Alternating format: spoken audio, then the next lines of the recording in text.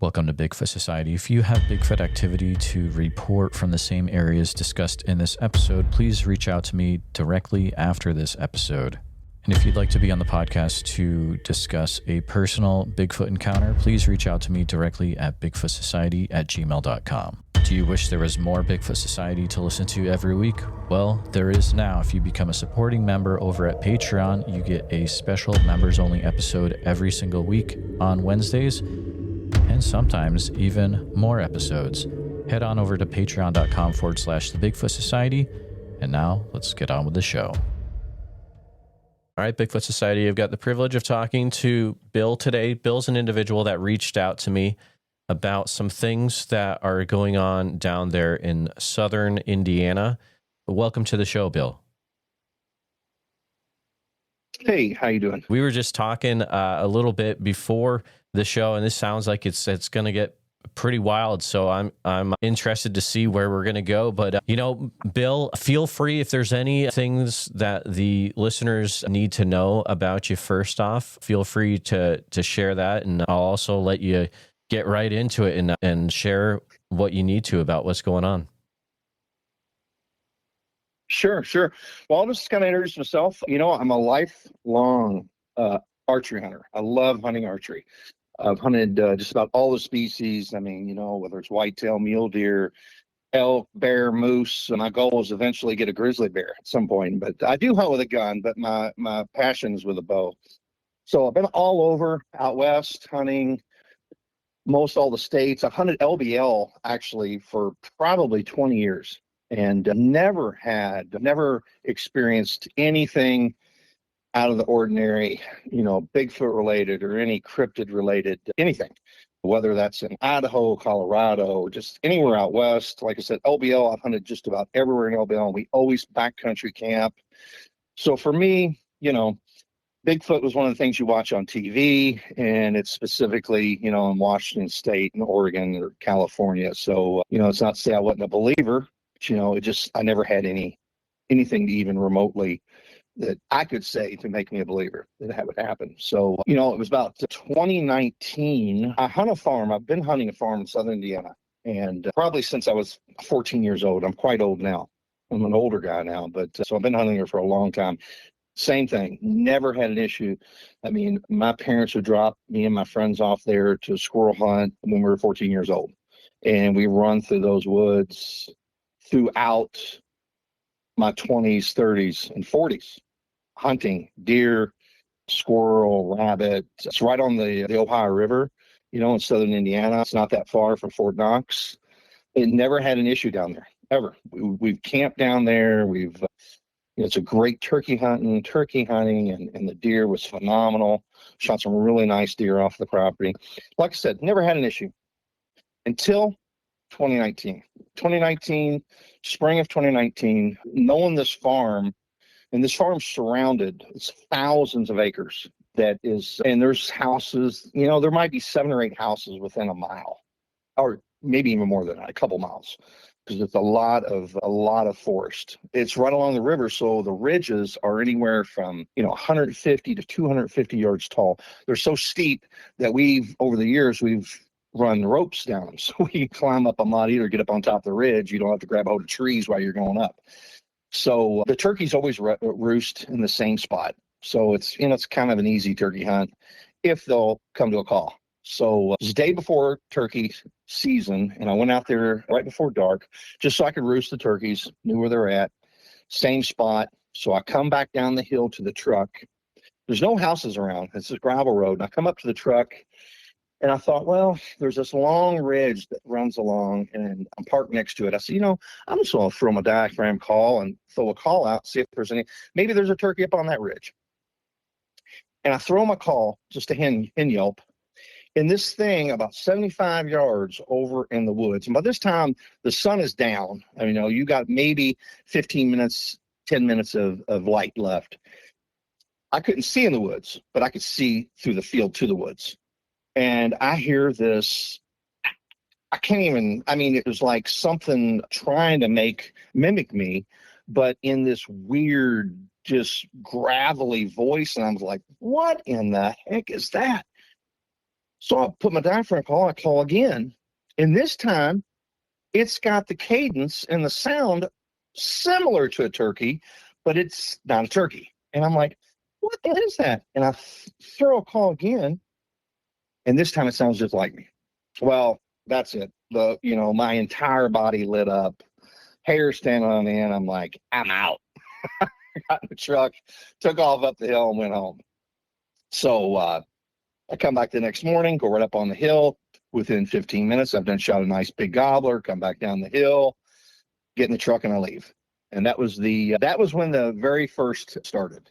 So I come back bow season. This would be an opening weekend of bow season, be late, early fall. And I was supposed to meet one of my friends there, but he's 50-50. He's going to show up or not. He'll tell you he's going to show up, but you better wait on him. So I normally hunt way back, like literally a mile from the road. And you've got to walk through a big, long pasture, go back between two ridges, all the way back to the creek, back to the corner and go up. So I've got these stands that like I said, we've been hunting there for, a long time. We've got permanent stands set up. So I decided I was just going to hunt right over where I heard that thing in the woods, because I've got a little ladder stand there, but it's close. It's like, 100 yards from the road, right between two. There's a ridge. It's a ridge where just a dry creek comes down between two ridges. And this ridge, when I don't know, it's pretty straight up. I mean, we've got a rope going up it. So it's at least 175 yards from the bottom to the top. And it's almost straight up, right? But the deer cross through there, and they come up and they go up the next ridge. So I put a stand there. I said, I'm still sit here and I'll wait on my buddy. And it was pitch dark, probably 45 minutes before daylight. And I sat in that stand for about 10 minutes, and I hear this. I can only describe it as this long, drawn out, just for, I don't know, 12, 13, 14 seconds. And then it goes into what it sounds like a siren, an ambulance siren. And I'm like, what is that? I mean, I had no idea what this thing was. And I'm like, I'm going to record this thing. So as I'm getting my phone out and all, it does it again. So on the third time, I record it. And then the fourth time, it just did what I call a siren. It sounded like an ambulance siren. Now, maybe some people will call it a scream. I don't know. To me, it sounds like an ambulance siren going off. So, and then it quit. And I'm like, well, maybe it's some migratory bird. I mean, the absolute last thing in my mind was Bigfoot. I mean, really, it was not. I thought it was some type of migratory bird. It's right on the river. I'm like, I don't know what it is. So I just put it on the back of my mind, and and my buddy didn't show up, and it starts getting daylight. By this time it's daylight. And I noticed it was really kind of quiet, and things kept falling around me. I'm like, well, it's the first thing you think, it's acorns, and a couple of them hit the ladder stand. And I'm like, and then I kind of look up and I'm like, I'm sitting in a beech tree. And I'm like, there's no oaks around here. So I'm thinking, well, maybe it's beech nuts.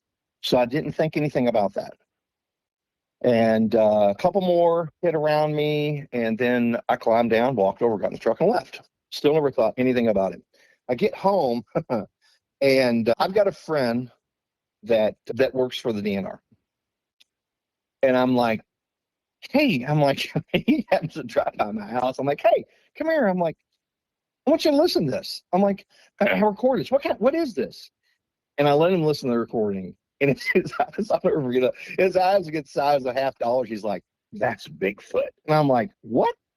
He's like, that's Bigfoot. And I'm like, there's no way. He said, I'm telling you right now, that's Bigfoot. I'm like, you're crazy. He said, send it to me. I'm going to send it to the state. I'm like, okay. So we kind of left it at that. I have other places to hunt. And so that's not the only farm I hunt. Right. And I do own a farm that has nice deer too. So I kind of bounce around.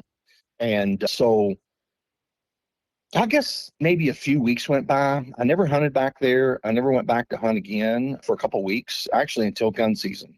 But before gun, maybe 2 or 3 weeks went by, and I asked my buddy, I'm like, hey, did you ever hear anything back from the state? And he's like, no, let me reach out to him. So he calls me a couple of days later and says, yeah, they said it's unidentifiable. They don't know what it is. He said, I'm telling you right now, it's Bigfoot. I just laugh. I'm like, yeah, whatever. So I just put it behind me. And so gun season, I go out there, opening weekend of gun season. We had a lot of rain that year. And so I went back to pasture. Let's go back to this long pasture. And then you're walking along this creek that's in between two ridges. And these ridges, like I said, are 200 to 250 yards tall. And it's maybe about a 60 to 70 yard wide in between the two ridges, and the creek's in the center. Well, as soon as I walk in the woods, there's this circle. And it's about between a 6, or maybe even between 6 and 8 foot circle. First, I thought it was a scrape. I'm like, oh, it's a big scrape. And I'm looking like, that's no scrape. It's a perfect circle. And so whatever made it, it was almost like, if you can imagine, if you set a spaceship down and the engine goes off and it blows everything out in a circle. So it looks like something went in and made the circle and put everything that was in the circle and it was mounded around the circle. And I'm like, what the? And there's not a leaf in it. And I'm like, I couldn't figure out. I'm like, what? It did stink. It wasn't, I don't even know what you could say the smell was. It really unidentifiable smell. It just didn't smell. I'm not going to say it was real musky, maybe a urine-ish smell, but I don't know. But I didn't really get down on my hands and knees and sniff it, but I could smell it when I was standing there. And so I couldn't figure it out. I'm like, I've never seen anything like this. This is weird. So I take off and I'm walking back the creek. Well, the first thing I notice is this place is a great place to hunt. This place has a lot of bucks, and there's no rubs. And I'm walking back through, and I'm like, man, I haven't seen a rub yet. Normally it's loaded with rubs. I mean, you'll find rubs back there the size of your leg, 140, 160-inch bucks, back there. So nothing. I walk back there. I finally get all the way back to the back of the creek and follow this logging road that follows up and takes you up the easy way to get up on top of the ridge. When I get up on top of the ridge, there's another one. But this one had leaves in it. So it wasn't fresh. Same way. Big circle, 6 to 8 foot around, nothing in it. All the leaves aside, but this had leaves where the leaves have basically fell off the trees and was laying in it. And I was like, couldn't figure it out. Never saw a deer, never jumped a deer, never saw a deer. Very odd. I was like, this is really weird that you don't see a deer. No buck sign, no nothing. So I come back out of the woods, and when I come back down a pass, well, I will say this. I did see, this is another thing. When I went past the first one I saw, I was going to go down in the creek, and I saw a slide. And I was like, what the hell made that? Because it was about 7 inches wide. And whatever slid down was really heavy because it took, a chunk of dirt into, 7 inches wide, slid down. I couldn't see footprint or anything like that, but whatever did it was pretty heavy and pretty wide, So anyway, on my way back, I come back and there's leaves in that circle. And I'm like, look, whatever made that had to be fresh. So anyway, I couldn't figure it out. So I go on back to the house, and I ended up shooting a buck at another farm. Shot a real nice buck at another farm during gun season. And so I didn't, but I have another friend that hunts it. And that friend called me and said, man, there's no deer out there. I'm like, I know. It's really weird. He's like, yeah, I can't figure it out. So I didn't know. So I thought it was really weird, that we never saw a deer. So anyway, I decided, I think that was in the following year, I came back, didn't really do anything that year in 2019, basically was done, When 2020 came around, that was when it was kicking there, in the very beginning. And I think I was staying home a lot. And I thought, man, I had to do something with my time. And this whole Bigfoot thing was kind of getting in my head a little bit. So I started researching a little bit. And of course, I like hunting as well. I'm a big hunter. So it took me to How to Hunt. That's Steve. But I didn't go there for his Bigfoot. I went there because I enjoyed listening to his stories that he had guiding. I mean, he's got some hilarious stories of his hunting career over the guiding in British Columbia and Alaska. So, and don't you know, the second episode I listened to, he brings up Bigfoot. And that's when the whole Bigfoot thing blew up with him. So that in turn led me to listen to him on I think it's called Spaced Out Radio. And I thought, well, this is pretty cool, the Spaced Out Radio. And then there was another guy that came in after him that taught metaphysics. And I reached out to that guy. And in 2020, I really started getting into metaphysics. And, that's like, the whole nature of light, consciousness and the universe, and using both sides of your head, both sides of your brain. And so 2020 rolls around in the spring, and I go back out there. I'm sitting in a made-up blind, just a tree laid down. I took some brush and set around, and I'm calling. And in the morning, I couldn't get them. They wouldn't. Sometimes they just won't come to a call up there. And so I went back out in the evening and was going to hunt. And I said, well, I'll just set up down here where I know they're going to come back, to roost. And I was sitting there, and across the road, there's a road between me, just a road that runs up, gravel road runs up through there, and from these other ridges I'm talking about. So I'm across the road, probably, 3/4 of a mile from the ridge that I told you where all this activity is going on. And I hear this siren. It's a scream. I guess you could call it a scream. And I'm like, are you serious? And it did it twice. So I was laughing. I just stood up and I just did this really long whoop. And I sat on the ground laughing. I thought, this is freaking hilarious. Let's see what happens here, And so I just sat there kind of giggling to myself. And it couldn't have been 10 minutes later where I'm sitting I'm in a big pasture. This pasture runs for a mile on top of this hill. And below it is straight down 150 to 175 yards, almost straight down to the bottom pasture. And I'm at the U. I'm at the where the U starts. In the U across from me, about 55 yards, is where the ridge. So I'm on one side of the ridge. You go across the field 50 yards. There's the other side that goes straight down. So I'm at this U, and all of a sudden, I hear this meow, meow. I'm like, there's so many coyotes up there, and there's no houses around. And I'm like, there's no way that's a cat. And it sounded like a weird cat. And I grab my shotgun and I take off running. Well, as I'm running, I can hear this people talking. And I'm like, there's somebody over here. I thought somebody was messing with me, and possibly, there's nobody supposed to be up there trespassing. We've run a lot of people off over the years. I run over there fast as I can, and there's nobody there. There's nothing there.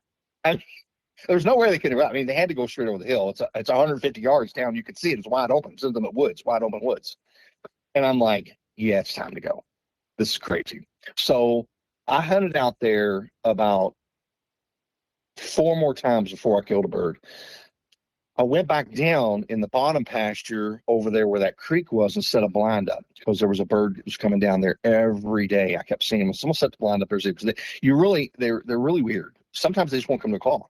So you've got to sneak in there and, you maybe scratch the leaves or do some technique or just get in front of them, try to sneak up and get in front of them before you can kill these birds. Really hard call shot birds. And I'm sitting in that blind, and the next thing I know, right up on the side of that ridge, it sounded like somebody shot a gun. It was a tree snapping, tree break. And I literally jumped out of the blind. I'm like, what? And I'm like, what? There's no way that broke.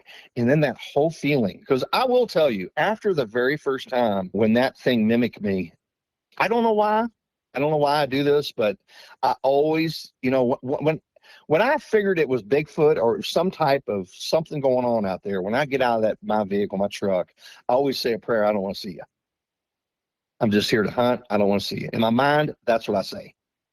And that feeling came over me like, you're not supposed to be here. You're out. And I'm like, I'm out. And I grab the gun and I take the zipper out. As soon as I take a step out, the second tree breaks. And these got to be huge bricks. I mean, this sounds like a gun going off. So I zip up, hit the door, and I'm gone. Come back the next day, end up killing a bird up on top of the hill, and I was done. So that leads in to the following year gun. And the first week, I ended up harvesting a buck with a bow on another farm. So I didn't want to shoot a doe down there, so I wanted to come down here and shoot a doe. So I go down there and I go back, and there's no deer. I mean, same way. I go back the ridge. There's no deer. This is a morning hunt, so I'm coming back out, and as I'm walking the woods, getting ready to come out into the pasture, and I'm about maybe 40 yards from the pasture. I look up and there's a doe walking across the pasture. I'm like, oh my gosh. Well, I've got an old Henry 243 Colt Long Ranger, and this thing is dead nuts 250, dead nuts. And I lay my pack down and I walk up about maybe 8 yards, put the gun against a tree, boom, whack her. Just right behind the shoulder, high. Spine shot, she flips over, she's belly up, legs are straight up. And I'm like, done. Turn around, I take 8 steps, grab my pack, turn around, and she's gone. And so I just take off running, thinking, well, maybe I just grazed her. And I run out there, and there's no deer.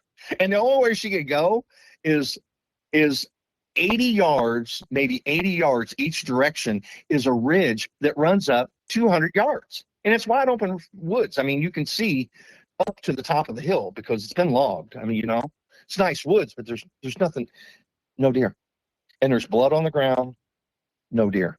I stood there for 30 minutes just sitting, looking. And then I went looking for each direction. Never saw the deer.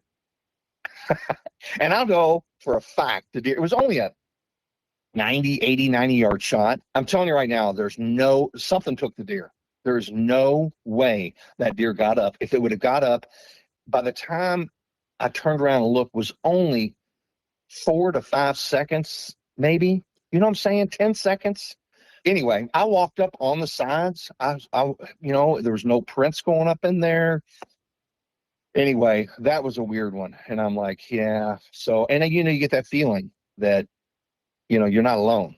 So I said, whatever, you can have it. So I took off and just chalked that one up for them, and I didn't come back. But the other guy that hunts down there kept telling me, he's like, man, there's no deer down there. I'm like, yeah, I don't. He goes, what happened to all the deer? I said, I have no idea.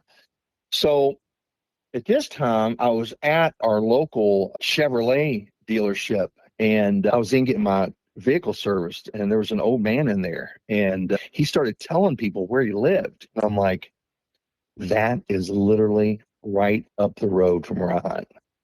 So a couple people cut out. It was just me, him, and this woman. And I kind of went over and sat by him. I asked him where he lived and all. I'm like, let me ask you something. I said, have you ever heard anything out there you can't explain?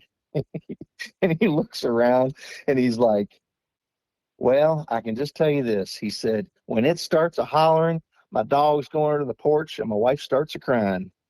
And he said, I tell her it's okay. It's not going to hurt us. And I'm like, I know exactly what you're saying. So I didn't have a problem. And I've talked to several people in the area, and, there's a guy, a set of brothers that hunt about maybe a mile and a half down from where I hunt this farm. And they saw a dog man, and they've been ridiculed for, I was told 2 or 3 years. They were just ridiculed by everybody by telling their story. So I never talked to them. I don't know who they are or whatever, but I can tell you this farm has been on. All right. So whenever I went on started researching the Bigfoot, of course I was listening to Steve, and then I got on Sasquatch Chronicles, and that was like when it first started. Right. And there was a guy that came on that started talking about Kentucky and on the Ohio River, and where they went to look for arrowheads. And as he's telling it, I'm like, I know exactly where he's at. He was on this farm. And he started talking about seeing the little Indians, the 2-foot Indians in full garb. down on the river. He was taking a break, walked down, and these two Indians come walking down the hill, stopped and looked at him. He looked at them for about a minute, and then they turned around and walked back. And so I'm like, it's several episodes, different episodes that have been on Sasquatch Chronicles is from the same area. It just kind of blew my mind that was. So what I did was that winter, I took a digital recorder, put new batteries in it, went up there. I call it Hairy Man Ridge. I go up on Hairy Man Ridge, the top of Hairy Man Ridge, and tied it to a tree. And I put it in an oak tree to where it kind of had a limb coming out, and it had a hole. So I could kind of slip it up in that hole where it was semi-waterproof, the water wouldn't get in it. So, and I let it sit there for 2 weeks. I don't know how long it did. The battery finally died. And I've got two really good recordings. And one is the long howl into this thing. It sounds like a siren. And then while it's going on, you can hear another one on the other ridge. Well, then the other sound, I could only say it sounded like a monster. It was the most disturbing sound that I've ever heard. If I heard something like that, I'm out immediately. I would not be, I don't care where I heard it, where I was at. If I was at the zoo, I'm heading out the door if I heard this. So I gave that to my friend. And that was when, let me just put it this way. Hypothetically, if you were to give that to a person that worked for a state agency, and they would forward that up to the state agency, to the higher ups, only to get kicked back down and told you if you sent like something up there again like that, you'd be fired. Hypothetically. So after that, I was like, I just come to the that this is real. This is a real thing going on here. And, I'm not going to sugarcook it anyway. It's, yeah. So from that point on, I definitely took more serious. When I would go there hunting, I would make sure that I said my little prayer that I didn't want to see them. And that did work to a point. I went up there, I can't remember, it was like the following year. I didn't harvest a buck with a bow. I was having a hard time trying to find a nice buck. I normally take a couple does. Normally I hunt, different states, elk, and mule deer. So it kind of limits the amount of time I can stay in Indiana and hunt with a gun anyway. But so it was late season, and I decided to go up there, and I went all the way back the creek, and there's like a ditch that runs down before the back, and I cut up there, and when there's a cedar thicket, and I found rubs up there the size of my leg. I'm like, man, and they're fresh. I'm like, there's a nice buck in here. So I slipped back out, and it was Indiana it was a late doe season. They don't have it anymore, but they used to have a late doe season. It was actually like the last week right before January. So, and this buck was on it, and I'm like, so I'm going to take a rifle in one hand, in one arm. I had a 450 Bushmaster and an AR platform, and a crossbow. I wasn't going to take my regular bow, because the crossbow I could put on my shoulders, because I'm going to have to climb this hill, and it's a bear, and there was no rope there, so you got to grab hold of it flat. Well, there's so I did that, and it starts getting daylight. It was taking me a long time because it was wet, and I was sliding back down. I had to get back up, and I finally got about 15 yards from, and this area that I'm looking at is going to look like it's a bowl. So when you're up on top, it's like a bowl facing you, and the ridge along the top. And it probably from me to the top of the bowl is about 100 yards. And so there's this rock wall. It's this natural rock wall that you have to walk up between these two where these rocks had fell, so you can get up to where you can actually stand and be able to see the whole bowl. So where I'm at, I can't really see a whole lot except for right over here on my right where that cedar thicket is. Well, and I'm hoping to get up here because I know they're bedding in the cedar thicket and they're going to come out, right, at daylight. So I'm slipping up through there, and when I get up almost to the top, I can look up to where I can see in the bowl. I'm about maybe 8 yards from this rock wall, and I look up and I can see deer. And I'm like, oh my God, they're already there. So I look up, there's like 3 does, and here comes another doe out. So I'm like, all right, well, the buck's got to be coming. So I put the AR down, I grab my crossbow, put a bolt in. It's already cocked back just on the bolt, put a bolt in it. I get it ready, and I'm looking, all right. And then there's deer after deer. There must have been like, I don't know, 11 does that come out of this thicket. And I'm like, man, the buck's got to be in here. The buck's got to be in here. And then the next thing I know, all breaks loose. Here comes these deer, and the only way they can run down towards me is through this little opening in the wall, which is like 8 yards from me, right? And here comes these deer, and they're running down towards me, and they're everywhere. I mean, by the time they all come down through there, there's 11 deer anywhere from 4 yards from me to 20 yards. And I'm looking around, and they're all looking at me.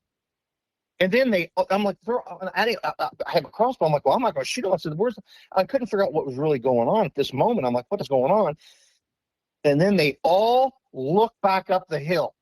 And I'm like, what? And when I look up the hill, I can see it running up the hill. This thing, I can only say, I mean, I know it was a Sasquatch. It was huge, with a deer on its back. I had about 2 seconds before it hit the top of the hill. Then I'm like, well, I'm not going to shoot a deer now. I'm out.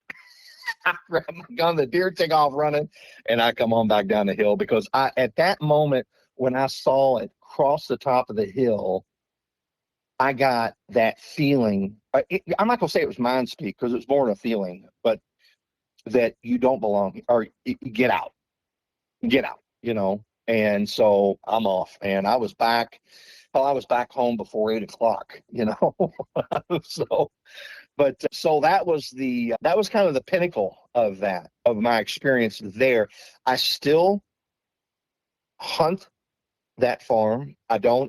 So the following year, most of my friends know what's going on.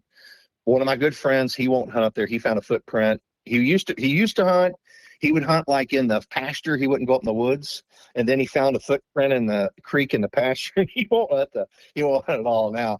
And then most everybody else, I mean, some of the people that they'll tell me, oh, well, I'll go up there and I'll shoot it and all. And I'm like, yeah, that ain't gonna happen. But I've never had a negative experience up there. So I took one friend of mine, and he said, hey man, I don't believe any of that stuff. I'll hunt up there with you. I'm like, let's go. So we hunted up there for, I think it was either the 2nd or 3rd week of gun season weekend. And he hunted up in a really good spot. I call this one ridge Harryman Ridge, because not only that's where most of it's happened, but like in the spring, if you walk up that hill about 80 yards, you don't hear anything. There's no squirrels. There's no birds. There's nothing. You can hear the highway, cars going by, but there's no animal sounds, no birds, nothing. And that ridge runs for a mile or longer. And then once you come off that ridge and you walk back down and you get maybe 80, 90 yards from the pasture, then you start seeing the birds. You hear the birds, so it's like a dead zone. It's really weird. So he was hunting before that on a ridge that connects to that, which is really a good spot. It's full of white oaks. And he was really excited. He had seen a great big buck. I mean, there's still deer there, but they're far and few in between. You know what I'm saying? But he saw a buck and a doe, and a coyote was chasing him. So he couldn't get a shot. He said they ran past him too fast. But he was really excited because he'd seen the buck. So we go back out the next day, and I'm like, look, man, if you don't see anything, I said, hold off and don't come down that ridge until I call you, because I want to be down at the bottom, and I want you to walk down this certain way in case you see something. In the past, you've pushed deer, you might push a deer to me. He's like, yeah, okay. So I don't see anything. I come down, and I can see his blaze orange hat at the truck. I'm like, man, I told him not to come down. So I got down here, and I walk over there, and I could immediately already tell something had happened, because he was quiet. He wasn't talking. He got in the truck, and I was like, see anything? He said, nope. And so we start heading home, and he's like, hey man, I don't believe in this stuff, but I just want to tell you what I seen. And I said, what'd you see? And he's like, something dug a hole up there. He said it was It was 2.5, 3 foot around and 1.5 feet deep. And he said, whatever dug it took chunks out the size of a football. He said, what could do that? And I'm like, I don't know. I said, maybe it was a bear. I mean, there's bears right across the river. Kentucky's got bears, you know what I'm saying? Burnham Forest, Fort Knox. There's bears over there. Bears come over to Harrison County. It's not like we haven't had them before. I said, maybe it's a bear. He goes, I bet it's a bear then. He said, but I didn't see any claw marks or anything. And I'm like, well, I don't know. So he bailed out. He wasn't going to hunt the next day. So I got home. I'm thinking, I'm going back up to see what he's talking about. So I go back up there. And it was kind of eerie going back up there. But when I got up there, I seen what he was talking about. But when I got down there looking, I could see roots. And I'm like, this is weird, man. And I want you to know, I walked about 150 yards down that ridge, and there it is. It was 2 trees that were stuck upside down in the ground with a root ball sticking up. Now, that's not the first time. That's the first time I've ever seen one with a root ball. But we've seen structures up there before. And actually I've seen structures now that I think about it, before I think I think I've been seeing structures up here for a long time. Maybe I just never saw them or whatever, or I don't know. But I mean, we've seen structures where it kind of looks like a TP structure, but they're gone. The next time you go back there, it's gone. They don't stay there. Same with this thing is. Because I went and got my one buddy. I said, you got to see this. You got to come up there. And it was gone. The trees were gone. So, but he never came back and hunted after that. But, and once that had happened, okay, I'd never had an issue anywhere I'd ever hunted, ever. I never had any. And that year I went elk hunting. Well, we would always backcountry camp when we were out hunting too. And it was in Idaho. And my buddy, I was going to slip up where I'd been seeing these bulls the day before, and I didn't know he was going to come up behind me. So I climbed up side this mountain as far as I wanted to go, and it was just getting daylight. And next thing I know, I get this text, and it's my buddy. He's like, hey, man, I just shot a bull. It's running down towards you. I'm like, what? He's like, yeah, I just shot a bull. It's running down towards you. Well, I'd heard something running up there, but I didn't know what it was. I didn't know he was that close. He was going to the top of the mountain and just happened to run into this bull walking across this meadow. And shot it, and it ran right in where I was hunting. So he's like, just sit still, and I'll text you back whenever we want to go look for it. I'm like, whatever. So I sat down, and this is a high mountain desert hunt. We're about 8,000 at the most, 65 to 8. I'm on the side of the mountain that has dark timber. The mountain across from me is a sage mountain. It's nothing but sage. All right, it's just sage. And I still can't quite see all the way across. One thing is because I'm in dark timber, I can't see the mountainside. Something starts whooping. Whoop! Starts whooping. And I'm like, either somebody is filming an episode of Finding Bigfoot over there. Oh, that's a Bigfoot. And it whooped about 6 times. And I'm like, really loud. And I'm just sitting there kind of giggling. I'm like, I can't believe this, man. So he texts me. We walk up there, and the bull's laying dead, not 20 yards. And so we're sitting there getting ready to cut this thing up and take it out. And I'm like, man, did you hear those whoops? And he's like, yeah, I think it was a whooping crane. Whooping crane don't make whoops like that, man. So it's kind of weird. Ever since that happened, in Colorado. Last year I was hunting in Colorado. I come down the side of this mountain, and I found this chair. I mean, this was like someone had put, I don't think a human could do it because the rocks that had to be stacked up to set. This was like a chair that someone had made out of rocks to overlook this bowl up in the mountains. Beautiful spot, especially if you're going to rifle hunt. But I would have bow hunting. And I got looking at them like, something had to put these rocks around here. And I couldn't even think about it. I don't even think 2 grown men could lift the one that I was sitting on to set it up on top of there. But you could tell it had been sitting up. Very interesting, very interesting. So now, I see a lot more. I was bear hunting in Ontario, and we were back in the bush And it was, they're always mining. There's a lot of mining going on, and they had mined asbestos. And so and I guess it was in the 80s when they stopped doing the asbestos mining, they covered them with lime. So these lakes up there, ponds, small, what do you want to call them, they're white. They have a white bottom because that's the lime. That's where they cap them off, right? And we would go up on top of this hill to be able to get cell phone signal, and we would be overlooking this white lake with the white bottom. And it was only about maybe 4 inches or 4 foot deep. Most of it was, and then one corner had a deep spot. And I'm up on top there looking. I'm like, I could see a set of footprints that walks all the way across the lake, and I bet it was 5 foot between each footprint, and the footprints looked like they were almost a foot and a half long. I'm like, look at those footprints. I'm like, there's freaking Sasquatch footprints. They're like, you're crazy. I'm like, I'm telling you right now. Well, we didn't really have a guide. We had the guide that kind of put it all together that lived there, and he came up, and I was like, hey, I want to show you something. I'm like, check that out. He's like, yeah, Sasquatch. I'm like, that's what I thought. That's what I thought. Just like it was nothing. I'm like, yeah, that's what I thought it was. So just interesting how, it's almost like whenever you see them, and when you start having, the more experiences you have, it's like you have experiences everywhere, about every place you go. The same with, here in Indiana. So it's just, there's just so many places now that you can go. My buddy went and camped at Harrison Crawford State Forest, and had these, in the middle of the summer, 90 degrees, and there was trees dropping around us everywhere.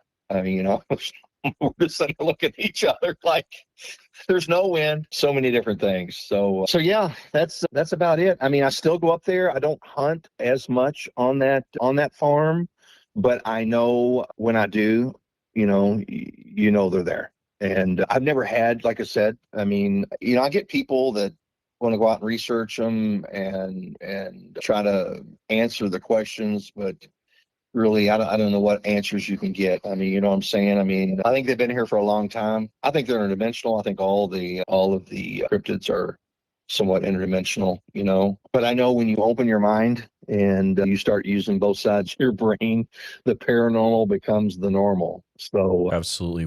go. When you open that up, it's not getting closed again. I'll tell you that much. It's a hard way to close it up. It's not. Yeah, it's a story that I've a variant of the story I've heard so many times, where you have that one encounter or a few encounters that just open you up, and then you start going other places and it happens to you in the other places too. It's just it's so weird, and I don't get it, but it's like either they realize that you're opened up to it, or I don't know. But I do have some questions for you about this area in Indiana, which is just a really interesting area down there. Do you have any of those audio recordings still? I do. They're on my old computer, so I can try to send them to you. I used to have the pictures and everything. It's been like 5 years, because after I got that, I put the recorder out there. I'm like, well, what are you going to do? There's only, I mean, I don't know. I don't go out there and intentionally look for them. Right. That's one thing I don't do. You know what I'm saying? I mean, and I tell you, because I really, I guess it's twofold. I really don't want to see them. You know what I'm saying? I mean, I don't want to have that up close personal encounter. If I do, I truly believe that they know. I mean, it's all consciousness. They know if you've got love in your heart, right, and you're projecting that love, I don't think you're going to have an issue with them. I think those, whether they're beings, I think, I'm sure there's ones out there that are, that have a different mindset. I'm sure that's why people have a lot of, I guess you get that with people as well, but I think the majority of them, like these ones out here, I mean, they've never, I didn't care they took a deer, you know what I'm saying? But I've never had other than them snapping, telling me to leave. Typically they give you the idea when you're supposed to leave, when your welcome's wore out, they'll let you know. You know what I'm saying?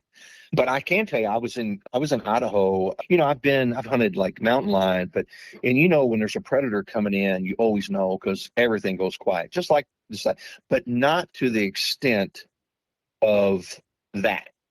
And I was hunting over a wallow in Idaho, and literally I could hear every single heartbeat that when my heart was beating. It tripped me out. I was like, wow. And and then that fear comes over you. And I was like, I didn't know whether to start whistling, but you're making noises just so you're not going out of your mind. No, But absolutely. I had Yeah. that happen. I never saw anything from that. And eventually, it went away. It went away. You know what I'm saying? But I don't think it was a mountain lion. I really don't, because once you start looking at where you hunt, then you start looking to see if there's any Sasquatch sightings. And you're like, oh well, yeah, there's that. I mean, if you live in British Columbia, you haven't seen a Sasquatch. Well, then you're not a normal person. Everybody Right. sees Sasquatch in British Columbia. Absolutely. So it's like, I Yeah. don't know. Yeah. But That, I tend to wonder if they don't come here to have babies. that's a really interesting idea. Yeah. It, or fifth dimension or fourth dimensional critter, and they come here to have babies. I don't know. But I would want to tell you, I have one other one. Gosh, I almost forgot to tell you. So this is one that really kind of freaked me out. All right. I was turkey hunting 2 years ago, same place. I was on top of that field, and I've never heard a whoop out there. The only whoops I've ever heard is in Idaho. All I've heard is this howl and this scream, or it really sounds like a freaking siren. And I've talked to people that live in that area, and they're like, I know exactly what you're talking about. Anyway, so I'm sitting back 3/4 mile of road all the way back this pasture, and I'm trying to catch this one tom that was walking across the pasture going to, it was a big tom, and he wouldn't come to a call. And I'm like, I'm gonna slip out. So this pasture has these like creeks in them. They're just like ditches that run out into the field, and it might run out like 40 or 50 yards into this field, into the pasture, and it'll have a small tree. So I kind of walked out there and sat down in there and put some brush up around me so I could just catch him and shoot him as he walked past, right? Ambush shooting. And so that's what I did. And I'm sitting out there, and I'm like, man, he should already walked by. He should have already walked by. And by this time, it starts getting dark. And I'm like, I can't believe this turkey never walked by. And about that time, and like I said, I'm 50 yards behind me is the woods. And this woods behind me, it runs down about, I don't know, 125, 150 yards, and then goes back up a long ridge that runs back up to this other road. So there's a good 1/4 mile between me and this other road of woods that basically this I don't know if it runs down even more than a couple hundred yards, but it runs down and then back up. I don't really hunt that because this farmer don't own that. So out of the woods to my right, I hear a whoop. And I'm like, you got to be joking me. I've never heard a whoop up here. And then to my left, I hear a whoop. So basically, there's one on each side of me, behind me. And I'm like, it's time to go. I grab my gun. I grab my pack. I throw in my pack. I jump up out. I start walking. I walk about 15 yards. And by this time, it's getting dark, right? It's not dark, but I mean, it's getting dark. It's 15 minutes till dark. I turn around. And when I turn around, I can see this glowing light, orangish, reddish light in the woods. And I'm like, what was that? And it starts coming up, and it comes just up. And I would say it's the size of a microwave turned up. It's kind of squarish looking. It's about the size of a microwave. And it's coming up, and it's pretty orange. I mean, it's pretty bright. And you could see it come all the way up to the top of the trees, which is probably, I'm going to say 80 feet above, once you get up out of the top, the trees are all mature trees. So anywhere 50 to 80 feet. And it just hovered there. And I'm like, I'm out. I'm gone. And I take off across the field. And I probably went, I don't know, 100 yards, kind of not hoofing, but I wouldn't waste no time leaving. And I try and look, and it's not there. It's gone. And I was gone. That was the first time I'd ever seen any type of orbs or anything like that out there. But yeah, that was a weird one. I don't know what it was. I mean, there's some some Very really interesting. interesting stuff on this property, and I don't think this has come up yet, but so you're talking back and forth with the owner of this property, correct? Yes, I've talked to them. I only talked to them one time, and they told me not to never say another word. So I don't talk to them with it. No, they don't want no, they do not want to hear about it. I mean, most people don't want to hear about it because they'd be scared to death to go walk in the woods. I know they've heard it. I know they have, and everybody in that area has heard it. I mean, I mean, I've talked to just about every landowner around there over the last 5 years, and they've all heard it. Even people that live 2.5 miles down the road have heard it. I've talked to. I mean, I'll see them outside, and I'll just stop in and ask them. Just sit and talk to them, tell them who I am and all. And hey, have you heard anything? And they're like, yep. And then I'll say, well, I heard this sounds like a siren. They said, exactly. It's really, when I say it's a siren, it's like it'll do, like, I'm trying to think of, what is that one they call, is it the Ohio sound? Yeah, the Ohio it's a long howl. Yeah. Right? Yeah. Yeah. So it sounds very similar to that, but it goes into this. It almost sounds like a ambulance siren. It's really weird. Really weird. I mean, but yeah, very interesting stuff. But like I said, I mean, I've never really came out, and like I told you, I don't really, go on podcast or anything like that and tell the story and all, but I just thought for once I would share it, and because I'm telling you, man, there's so much out there. I was telling you on the phone, my friend owns some property in Harrison County, and she has 100 acres, and she jogs, and she has things whistling at her all the time. And so we went up there, and it was like maybe a month and a half ago.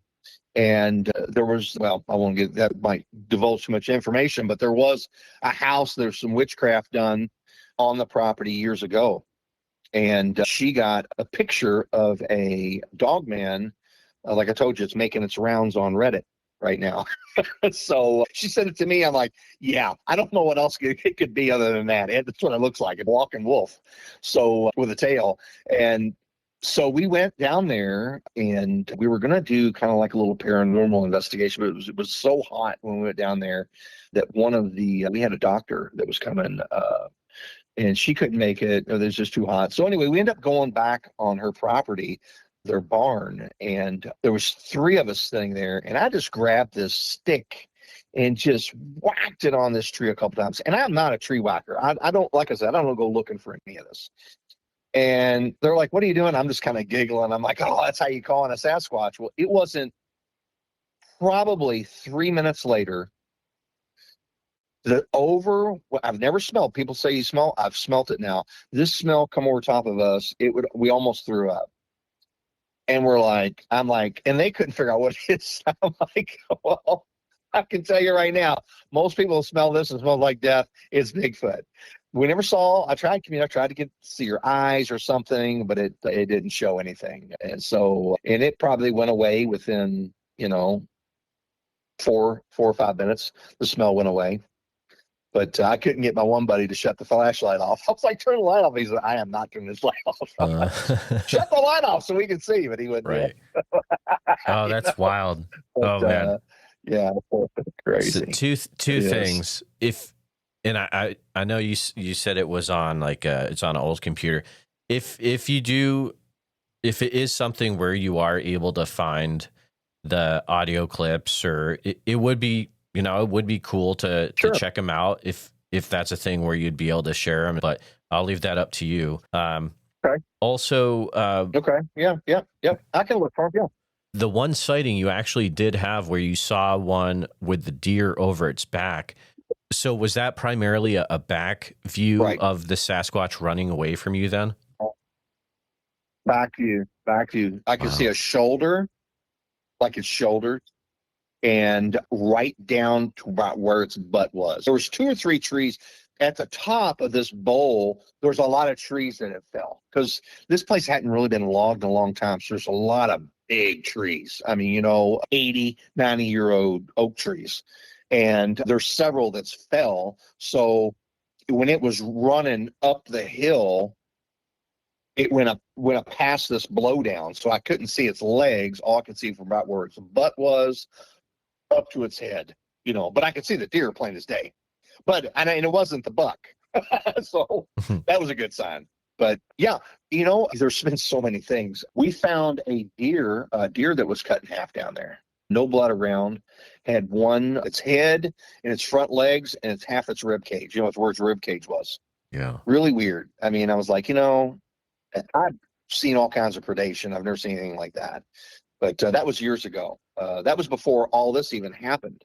So I tend to think maybe they've been there for a while. They just never, I don't know if they moved into that area. To me, it's almost like they moved in because like I said, we ran them woods forever when we were kids. Although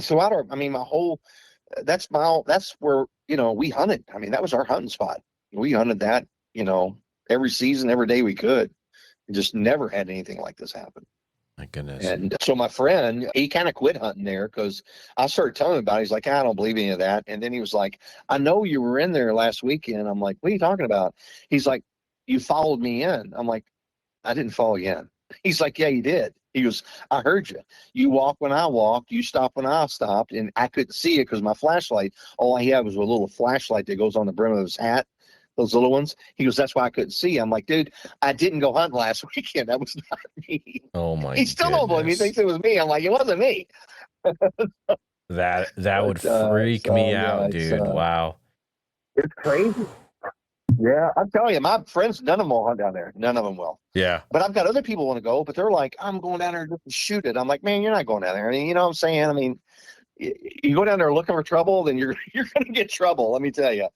No ifs, ands, or buts. But I mean, like I said, I really, truly think that they read people and they know. And I think a lot of times that's why a lot of people that are going through really tough times in their life see them. Oh, you get it. I really do. You get it, dude. Yeah. Yep. You know what I'm saying? Oh, yeah, I get you. I mean, I picked the same they thing see up. It. Yep. And people take that the wrong way. Yeah. People think that the wrong way, that, people need to understand that it's like love is the highest vibration. There is no higher vibration than love. And when you go into any situation and you're projecting love, you can get in your heart space, bad things don't tend to come your way. So, and I think it's the same way with them. I think they can feel you, they can read you, and that's why I don't have a problem going down there. People want to go down there and do investigations. They want to do that. I'm like, man, I'm not going down there to just mess with them. You know what I'm saying? Because there's so much more. I mean, I get it. I mean, I would like to know what they are, but I think that'll come out. I think that'll eventually come out, so, but I definitely think there's a UFO connection without a doubt, whether that is a UFO or that's just an interdimensional, because who knows what that light could have been. That could have been, anything. I mean, who am I? I don't know. I'm just some redneck from Indiana. So. I think, well, one, you've been through it all down there. And I say, Bill, thank you for sharing what you've experienced so far. But I think, man, info's coming out. So we need to be ready for the info to come out this year and the next year. I mean, some wild stuff it's going to be put out there. I got a feeling, but it's only gonna get weirder, man. That's right. That's gonna be great. And I think the people that are metaphysically aware, the people that are metaphysically aware, those people are gonna be fine. It's the NPCs that's really gonna have the problems. So. Oh yeah, I mean, because they have to go from 0 to 60. But it's Bill, thank you so much for spending your time, for sharing with us what you experienced. Keep us in the loop with what happens to you in the future for sure. And I just appreciate you coming on, man. Sure will. I appreciate you, my man. Keep up the good work. Just want to take a few minutes to say thank you to you, all my listeners, for listening to the podcast. Please take a minute to help out the show by subscribing on YouTube, making sure you hit the bell so you don't miss any notifications, and share the episode on YouTube with a friend. Also, if you're listening to us on a podcast, thank you so much. Make sure that you're subscribed, share the show with a friend. Really, it's all about sharing the show wherever you can. If you've had a Bigfoot encounter related to the following or know someone who has, please reach out to me at bigfootsociety@gmail.com or pass on my email. Here's a list. Number 1, encounters from Franklin County, Texas. Number 2, encounters from the entire state of Iowa. Number 3, encounters from Oak Ridge, Oregon, or the surrounding area. Number 4, any individuals that know about Bigfoot being flown off after the Mount St. Helens eruption. Number 5, individuals that have had a Bigfoot encounter while in the military. Number 6, those that have had a Bigfoot encounter in the southern New Hampshire or north central Massachusetts area, including Franklin County, Massachusetts. Number 7, individuals that have had a Bigfoot encounter in a Bible camp or Boy Scout camp setting. Number 8, individuals that have had Bigfoot try to enter their house forcibly while they were living inside.